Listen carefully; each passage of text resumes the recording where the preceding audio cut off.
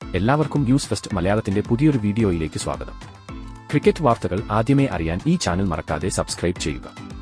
ഓസ്ട്രേലിയക്കെതിരായ 4ാം cricket ടെസ്റ്റിൽ നാണംകെട്ട തോൽവിയേറ്റു വാങ്ങിയിരിക്കുകയാണ് team India. 184 റൺസിനാണ് പാറ്റ് കമിൻസും സംഘവും വിജയം സ്വന്തമാക്കിയത്. 340 റൺസിന്റെ വിജയലക്ഷ്യത്തിലേക്ക് ബാറ്റ് വീശിയ ഇന്ത്യ വെറും 155 റൺസിന് ഓൾ ഔട്ടായി.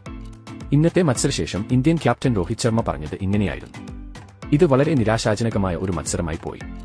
അവസാന നിമിഷം വരെ പോരാടാൻ ഞങ്ങൾ ശ്രമിച്ചു, പക്ഷേ അത് വിജയം കണ്ടില്ല. ഓസീസിനെ കുറച്ചുകൂടി ചെറിയ റൺസിൽ ആദ്യ ഇന്നിംഗ്സിൽ തന്നെ ഒതുക്കിയെങ്കിൽ കാര്യങ്ങൾ കുറച്ചുകൂടി എളുപ്പമാകുമായിരുന്നു. അതുപോലെ തന്നെ ഓസ്ട്രേലിയയുടെ 2ാം ഇന്നിംഗ്സിന്റെ അവസാന വിക്കറ്റ് കൂട്ടുകെട്ടും കാര്യങ്ങൾ കുറച്ചുകൂടി സങ്കീർണമാക്കി. ഓസ്ട്രേലിയ മികച്ച രീതിയിൽ തന്നെ ബൌൾ ചെയ്തു. ബാറ്റിംഗിൽ ഞങ്ങൾക്ക് മികവ് പുലർത്താൻ സാധിച്ചില്ല. ചേസിന്റെ തുടക്കത്തിൽ തന്നെ വിക്കറ്റുകൾ പോകുന്നുണ്ടായിരുന്നു. നിതീഷ് കുമാർ റെഡ്ഡിയുടെ ആദ്യ ഇന്നിംഗ്സ് മികച്ചതായിരുന്നു, അതുപോലെ ജയ്സ്വാളും. മത്സരം കഠിനമായ സമയത്തും നിതീഷ് മികച്ച പോരാട്ടം കാണിച്ചു.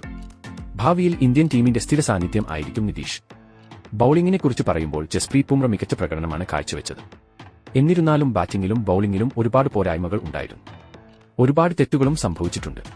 പ്രതീക്ഷിച്ച രീതിയിൽ ഒന്നും മികച്ച പ്രകടനം കാഴ്ചവെക്കാൻ എനിക്കും സാധിച്ചില്ല. അതിൽ ഞാൻ ഖേദം പ്രകടിപ്പിക്കുന്നു. എന്തായാലും എന്റെ ടെസ്റ്റ് ടീമിലെ സമയം ഏറെക്കുറെ അവസാനിച്ചിരിക്കുകയാണ് എന്നാണ് എനിക്ക് തോന്നുന്നത്.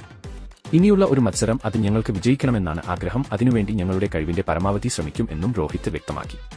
ഇന്നത്തെ ഓസ്ട്രേലിയയുടെ ജയത്തോടെ 5 മത്സരങ്ങളുള്ള ബോർഡർ ഗവാസ്കർ ട്രോഫിയിൽ അവർ 2-1 മുന്നിലെത്തി. തോൽവിയോടെ ഇന്ത്യയുടെ ലോക ടെസ്റ്റ് ചാമ്പ്യൻഷിപ്പ് ഫൈനൽ സാധ്യതകളും തുലാസിലായി. നേരിട്ട് ഇനി ഫൈനലിലേക്ക് കടക്കാനാവില്ല. അവസാന ടെസ്റ്റിലെ ജയത്തിനൊപ്പം ഓസ്ട്രേലിയ ശ്രീലങ്കയ്ക്കെതിരായ പരമ്പരയിൽ തോറ്റാൽ മാത്രം ഇന്ത്യയ്ക്ക് സാധ്യതയുള്ളത്. ഇതിനെപ്പറ്റി നിങ്ങളുടെ അഭിപ്രായം എന്തെന്ന് താഴെ കമന്റ് ചെയ്യുക. അപ്പോൾ ഇതുപോലത്തെ കൂടുതൽ ക്രിക്കറ്റ് വാർത്തകൾക്കായി ഈ ചാനൽ മറക്കാതെ സബ്സ്ക്രൈബ് ചെയ്യുക.